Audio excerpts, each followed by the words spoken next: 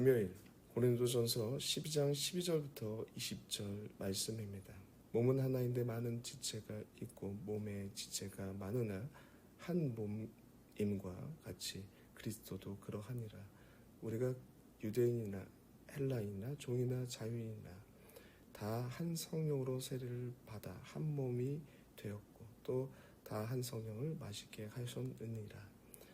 몸은 한 지체뿐 아니요 여럿이니 만일 발이 이르되 나는 손이 아니니 몸에 붙어있지 아니하였다 할지라도 이로써 몸에 붙지 아니한 것이 아니요 또 귀가 이르되 나는 눈이 아니니 몸에 붙지 아니하였다 할지라도 이로써 몸에 붙지 아니한 것이 아니니 만일 온 몸이 눈이면 듣는 곳은 어디며 온 몸이 듣는 곳이면 냄새 맡는 곳이 어디냐. 그러나 이제 하나님이 그 원하시는 대로 지체를 각각 몸에 두셨으니 만일 다 한 지체뿐이면 몸은 어디냐.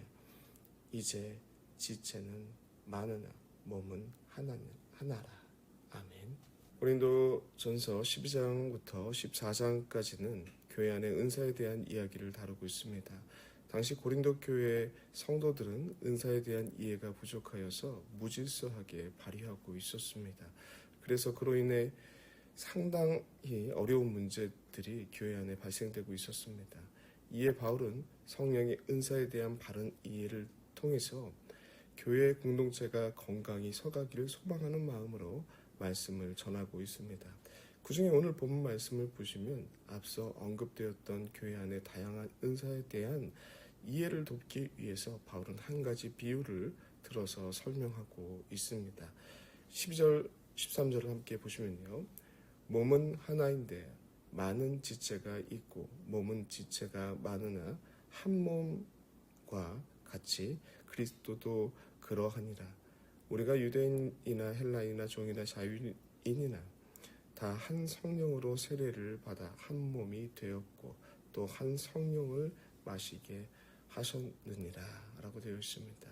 여기서 은사를 이해하는 중요한 원리가 한 가지 나오고 있습니다. 그것은 무엇이냐면 우리가 이 은사를 이해할 때 이 은사가 한 몸 된다라는 것을 이해한다. 한 몸됨의 원리가 나오고 있습니다.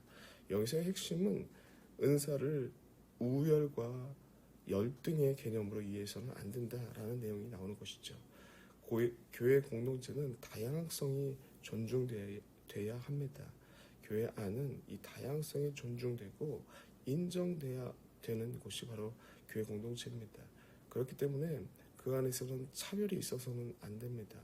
특별히 하나님께서 그 뜻대로 각자 주시는 은사를 가지고 우월하다, 열등하다라는 개념으로 이해하는 경우들이 있는데 그렇게 해서는 안 된다라는 것이죠. 하나님께서 주신 은사를 우열과 열등으로 나누는 일은 참 어리석은 일입니다. 왜냐하면 두 가지 이유가 있는데요. 첫 번째로는 이 은사의 소유권이 하나님께 있기 때문에 그렇습니다. 은사를 주시기도 하고 거두시기도 하시는 분은 하나님이십니다. 우리가 은사를 한번 받았다고 그 은사를 소유할 수 있는 것이 아닙니다. 은사를 받은 사람이 하나님의 뜻과 다르게 행동하고 있다면 하나님께서는 언제든지 그 은사를 거두어 가십니다. 그래서 커 보인다는 은사를 받았다고 자랑할 수가 없습니다. 그 은사를 멋대로 사용할 수도 없습니다. 왜냐하면 은사의 소유권이 하나님께 있기 때문에 그렇습니다. 은사는 여러 가지나 성령이 같고 직분은 여러 가지나 주는 같으며 또 사역은 여러 가지나 모든 것을 모든 사람 가운데 이루시는 하나님은 같으니 라고 4절부터 6절까지 말하고 있습니다. 이것은 바로 은사의 소유권이 하나님께 있음을 보여주는 내용이죠. 그렇기 때문에 어떤 것이 우월하다, 어떤 것이 열등하다라는 개념으로 접근하는 것은 하나님의 뜻과 반대되는 어리석은 행위라는 것입니다. 모든 것이 하나님으로부터 나왔으며 모든 것이 하나님께로부터 나왔기 때문에 모든 것이 거룩하고 의미가 있다라는 것이죠. 우리는 그렇게 접근해야 될 것입니다. 그리고 두 번째로는 우리의 몸을 이루고 있기 때문에 그렇다는 것이죠. 우리의 몸을 이루고 있기 때문에 은사를 우월하다, 열등하다라고 말할 수 없는 것입니다. 10절을 보시면요. 몸은 하나인데 많은 지체가 있고 몸의 지체가 많으나 한 몸임과 같이 그리스도도 그러하니라. 그리고 13절 보시면 한 성령, 한 몸, 한 성령을 마셨다라고 되어 있고 14절부터 20절까지의 내용을 보시면 한 몸에 다양한 지체가 있어서 각자의 그 역할을 하게 된다라고 말씀합니다. 발과 손이 한 몸에 붙어 있어서 그 역할을 잘 감당하고 유익을 누릴 수 있다.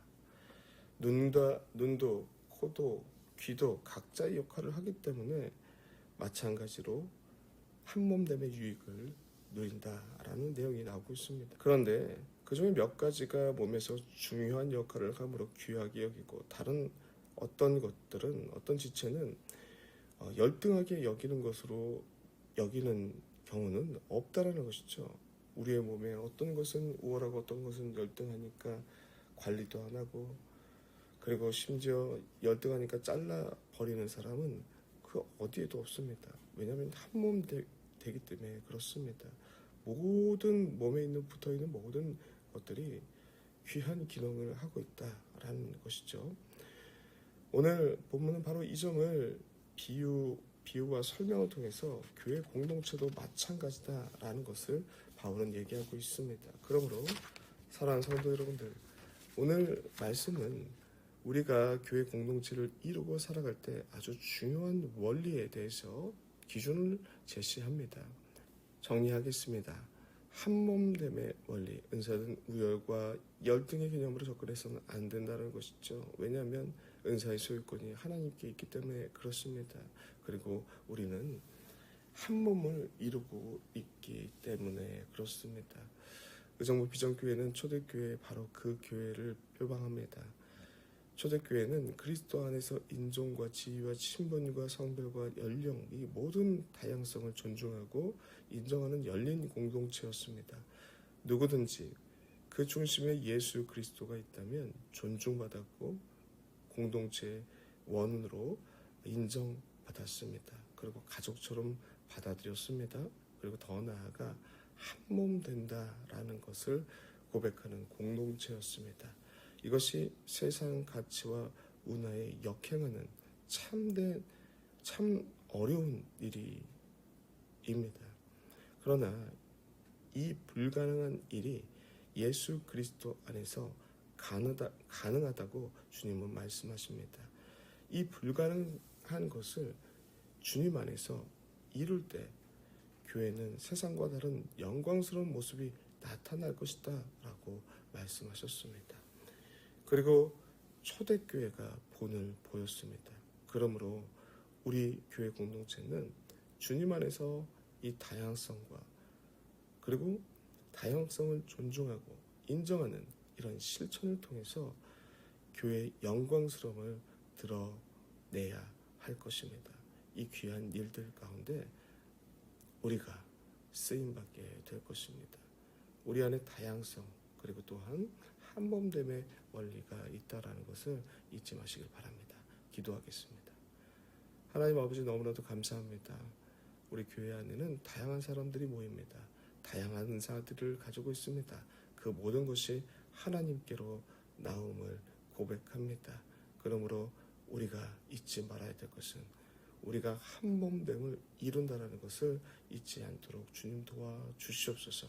하나님께서 주신 다양한 은사가 각자에게 하나님께서 뜻하시는 바가 주신 거룩한 은사임을 기억하고 서로 비교하고 우월하고 열등의 개념으로 대하는 것이 아니라 한몸됨의 원리로 주님 잘 이해할 수 있도록 은혜 허락하여 주시옵소서.